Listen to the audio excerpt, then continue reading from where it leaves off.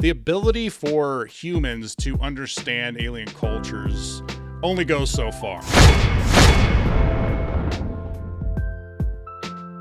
Hi guys, Kiju64 here, and today we're talking the Orville New Horizons, episode 4, titled Gently Falling Rain. And before we jump into it, I'm just going to say, Bruce Boxletter, Tron himself, stars as the Union president in this episode. You probably couldn't tell under all the makeup, that was Bruce Boxletter. That's Tron. And what's so funny about this is that in the previous episode, you had this Tron-looking alien. So, I don't know, I just figured I'd start by pointing that out before I jump into it. For those that are new here, the way that I do my reviews is I basically do a breakdown and talk about plot points and dialogue and things that I liked and disliked and kind of delve more into specific plot points through the breakdown. And then in the end, I give more of my critiques as well as my overall review and recap of the episode itself. So with all that said, let's go ahead and jump into it. Do open up the episode and we're on Krill. Now we have seen the Krill earlier this season, but this is the first episode that's like fully devoted to the Krill. The Krill are back in this episode, totally Krill-centric episode. And we open up the episode with Teala, who is the most prominent Krill character in the Orville universe, who has history with Captain Mercer, and she's giving us a speech. She seems to be running for some kind of political office, and she's giving a very heated speech that's very anti-union, very much against the current Krill Supreme Chancellor and against the treaty with the Union. And I was personally kind of surprised by this because I was under the assumption when the Krill showed up to help the Kalon, they showed up mainly because of Teala's story with Captain Mercer letting Teala go. And I assume that she probably said what happened, and it probably generated a little bit of understanding with the Union as part of that. And that was kind of my understanding of how that played out, but apparently it didn't quite play out that way, and find out more in this episode. But I was kind of surprised that she's so anti-union, because I thought that she was a key player in the reason why they showed up to help the Kalon. But it has been a while since I've seen that two-parter, so maybe I should go back and revisit it. I will say there's a lot of interesting conversations in this episode about economics and religion, politics, and culture, and there's political allegory to draw from if that's what you want to do. That's not what I'm going to do here. I'm just going to make comments and observations within the actual fictional universe. So I'm not really going to get political. I mean, if you guys want to draw whatever conclusions you want from it, that's cool. But I'm just going to make comments based on the fictional universe. One of the things Teala says is in her speech is that she talks about the inevitable erosion of our ideals and our identity. So this is the concern over the homogenization. It's a real concern for some alien races when you're joining, something like the Union or the Federation, losing the cultural identity. When you join something like that, it's all a cost reward type of thing to weigh, and this has been talked about in episodes of Star Trek, and I'm pretty sure it's been talked about in at least one episode of the Orville, if I'm not mistaken. There are some real concerns here. Obviously, it's detrimental to what the Union's going for. It's detrimental to the Union and our characters, and really the universe at large, because the treaty is pretty important in order to fight off the Kalon. So we cut back to Earth, and we see Annie. The play Annie is being acted out by a bunch of aliens, and I just thought it was funny. I just thought it was funny seeing alien Annie. I think it was unintentionally hilarious, but I thought it was funny. And if you didn't think that in of itself was funny, what the Krill say next I thought was even funnier. The Krill Chancellor literally says that the play is haunting, and he says the sun will come out tomorrow. And he says in our culture, the sun is a symbol of suffering and death. So I just thought it was funny the way that was delivered, and the takeaway from the Krill on the play Annie. And one of the admirals ends up saying, in retrospect, we probably should have went with Oklahoma. So we get a scene with the admirals and the Krill Chancellor and his delegation making final conversations in preparation of the treaty being signed on the Krill homeworld. And Admiral Azoa says something I think is interesting, and this kind of kicks off some of the cultural differences, which I find one of the most interesting things in this episode, which is she says that the Earth didn't evolve until it evolved past the need to buy and sell things. That's when the world became a more stable place. And apparently the Krill have a merchant class, and they've had a merchant class for tens of thousands of years without it ever collapsing. And it's the backbone of the society, is what they say. And again, it hasn't collapsed. This is the kind of stuff I find interesting. I just find it interesting, like them talking about like the way that the cultures differ. And we cut back to the Orville, and the crew is doing a pub crawl through history in the simulator. And I just think this is an amazing idea. Like, this is something, I don't know why this is something I never thought to use the holodeck for. Like, all the like, hey, you can put yourself in a movie or whatever. Like, those are like kind of things I'm like, hey, you could use a holodeck for this. I never really thought, hey, you could do a pub crawl through history in the holodeck and in the simulator. I just think that's an amazing idea. We do get mention of Bortus's mustache from previous episode, which is pretty good. And John seems to show some romantic interest in Teala. But the most important thing in this scene is definitely Isaac dressed as Mr. Potato Head.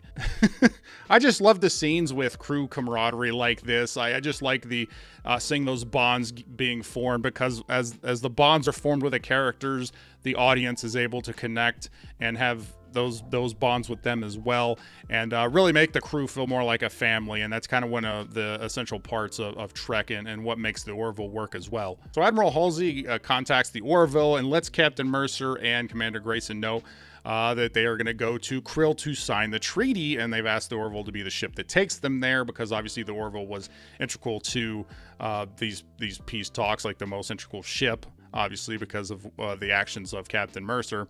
And it's kind of like Ralphie said at this point in A Christmas Story, when he said, sometimes at the height of our revelries, when our joy is at its zenith, when all is most right with the world, the most unthinkable disasters descend upon us.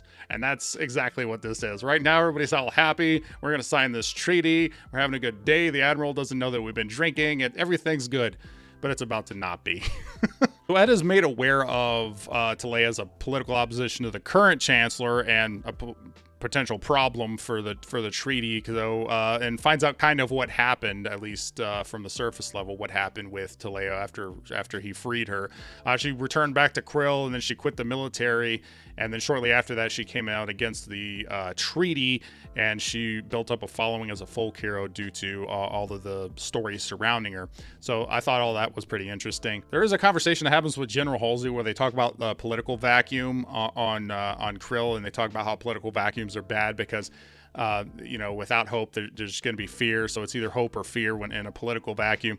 And I just find it interesting because it's all a matter of perspective. What one group of people hopes for is what something another group of people may fear. So it's all a matter of perspective on hope and fear, two sides of a coin, I guess. So they arrive on Krill, and they take a shuttle down. Now in the shuttle is Captain Mercer, Admiral Halsey, Ensign Burke, the Union president, and a Tealaean delegate. They go down to the planet.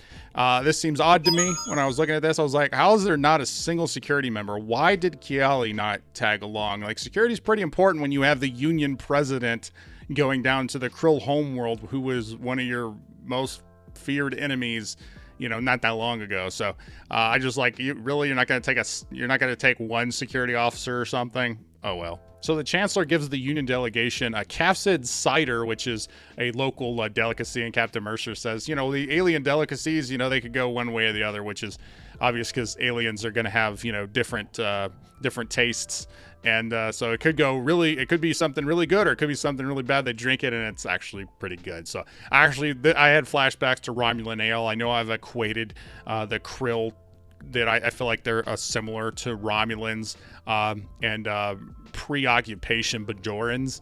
I don't know. That's just my opinion on the Krill. But this is one of the logical problems I had with this is, so the Union delegation shows up. They're going to be signing the treaty. And they just so happen to show up on the day that the election count. And they already know that Teala has the potential to win.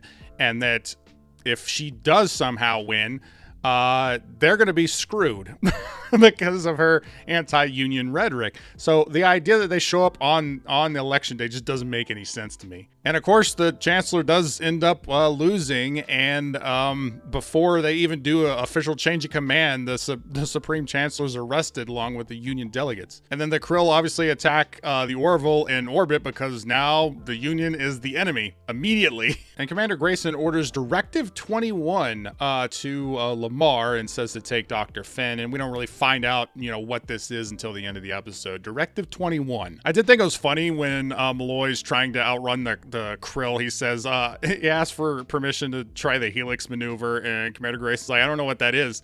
He's like, of course not, I just made it up. And then he just starts spinning erratically and like just going all over the place. Like it could have called it the drunken monkey or something. I mean, that was pretty crazy. I know a kid who used to say spinning is a good trick. And the Orville does actually escape. Teala kills the former Supreme Chancellor in front of the crowd, and I think they did a really good job in the scene of capturing the scope of the crowd and the city. And, one of the things with these types of, stories is you don't always get a good scope of the entire planet.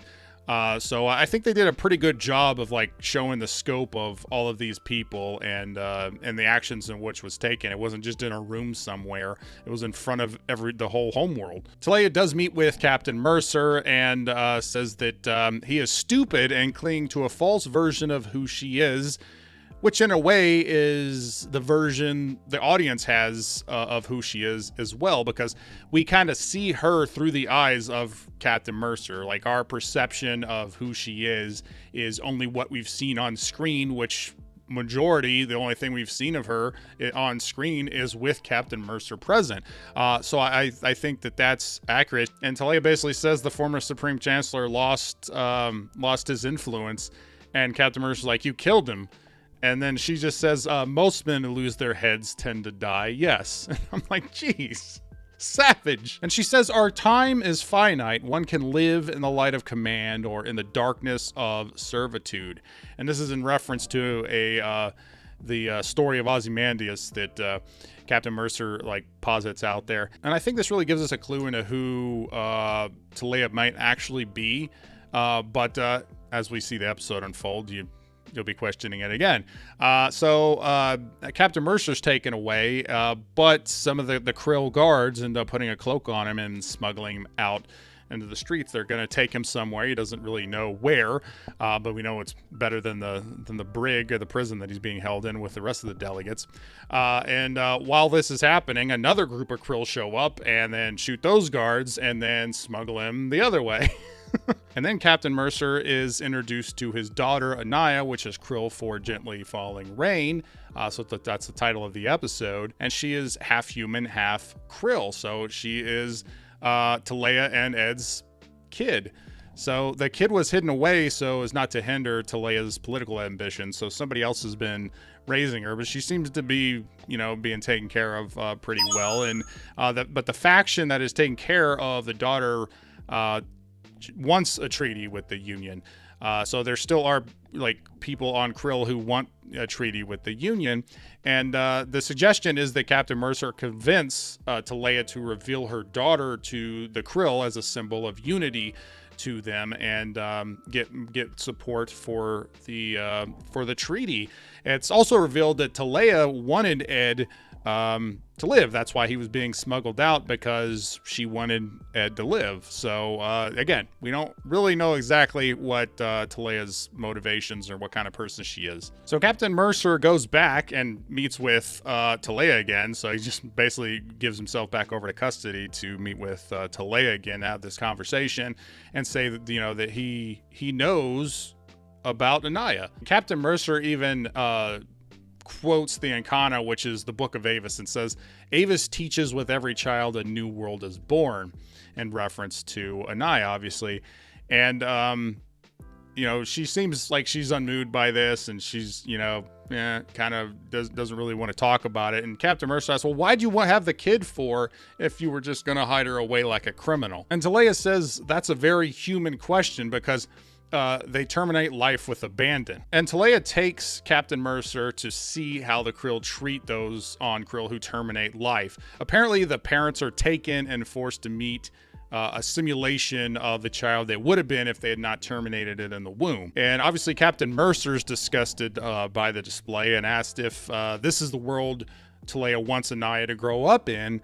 And it really kind of proves something I've talked about before, which is the ability for humans to understand alien cultures only goes so far, right? There's certain like lines that there's only so much acceptance of different ways of looking at things and different cultures that humans seem to be able to accept. So the Orville and the Union fleet does show back up to Krill and demand releasing of the delegates, and obviously the Krill aren't going to abide by that. So we get an amazing space battle. This is on par with Identity, Part 2, in my opinion. Like, this is a great space battle that we're going to be privy to.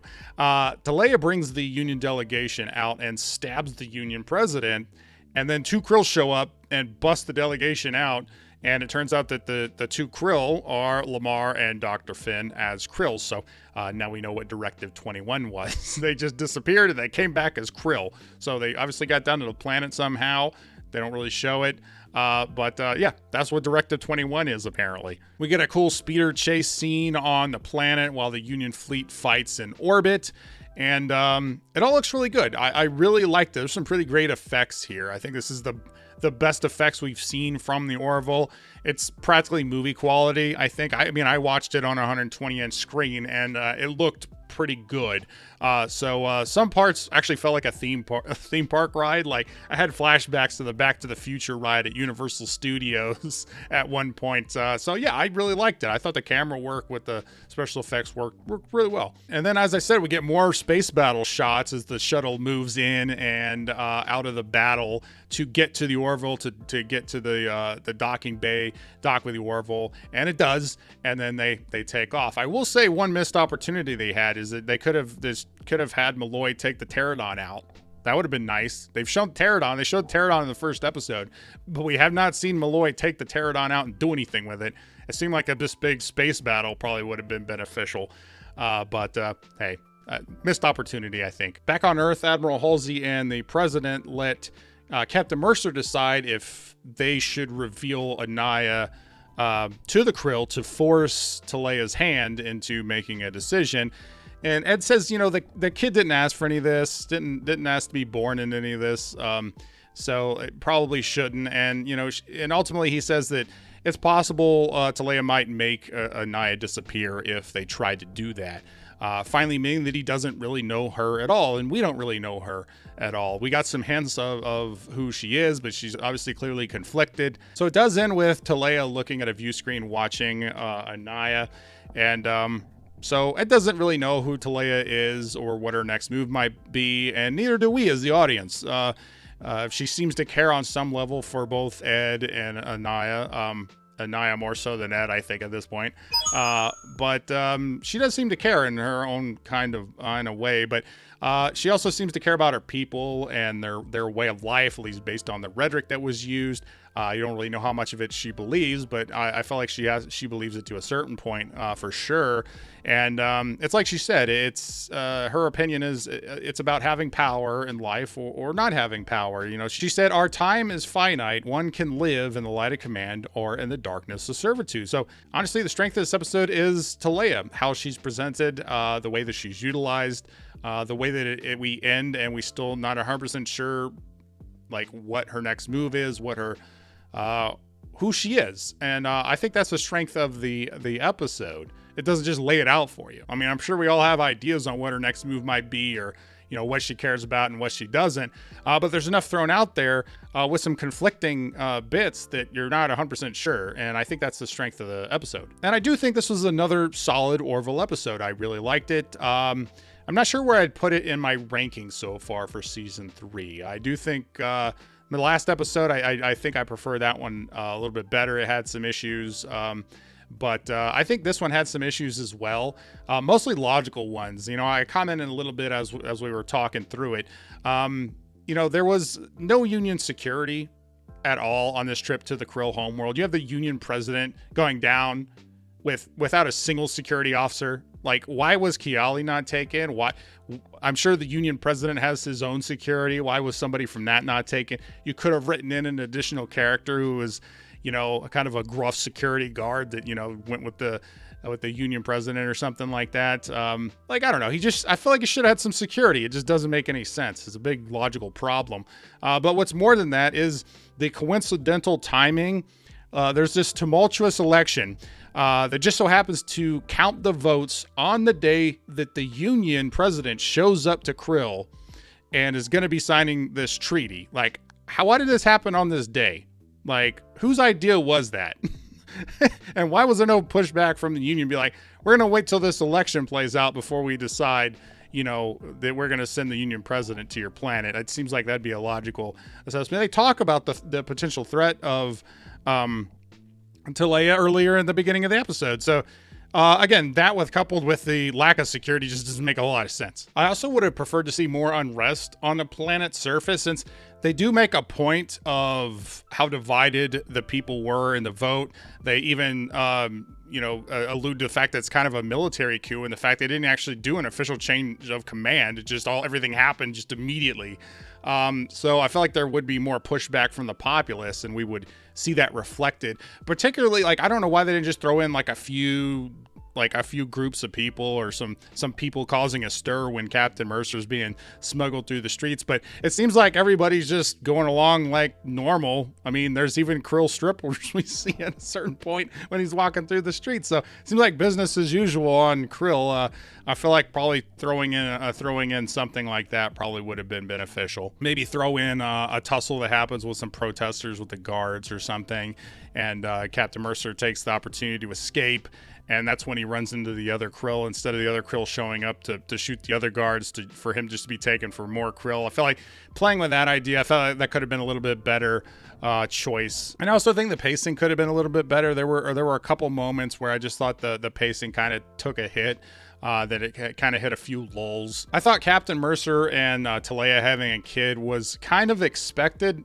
I kind of figured that that's how they might bring that character back, bring Teala back, but I didn't expect them to use that plot point in the way that they did. I think that the way they used it actually made it pretty good. Something that could have been kind of obvious. I feel like they played with it pretty well. I thought the humor early on, I really liked the humor early on. Like I said, Isaac Potato Head. I mean, that was that, and the whole idea of a pub crawl through like the ages. I mean, that's just a great idea. I love that. I love seeing the cultural differences between the Union and the Krill. The examination of like politics and some of the economics. All of it's very surface level, but it was interesting. I really liked that part. I like the direction that they took Teala's character. Like I said, I think that's the best part of the episode, because they kind of took her in the opposite direction of what I was expecting. But it played well. I probably played better than what I was expecting. Like I said, I don't really have a solid read on her motivations. I think the space battle was great. It was right up there with anything we saw in Identity Part 2. I think the speeder chase through the Krill City was a lot of fun. Like I said, kind of felt like a theme park ride at specific points. And I actually liked the musical score in this episode too. I noticed the musical score primarily in the first episode and the third episode. I know that there's musical scores been in every episode, but it stood out more in the first episode and in this episode, particularly when they're approaching the Krill City and the space battle. Like the music, I actually liked the musical score in this episode. But I don't know, what do you guys think? Do you guys like the Krill? Were you impressed by the special effects like I was? Comment and let me know. Look forward to getting my review out for episode 5, like watching episode 5, getting my review out. And I want to thank everybody for checking out this video. Thank you, subscribers. You guys are awesome. And if you like this video, please like, comment, share, subscribe, do all the YouTube stuff, or don't. I'm not a beggar. I'm U264, and I always tell you the truth.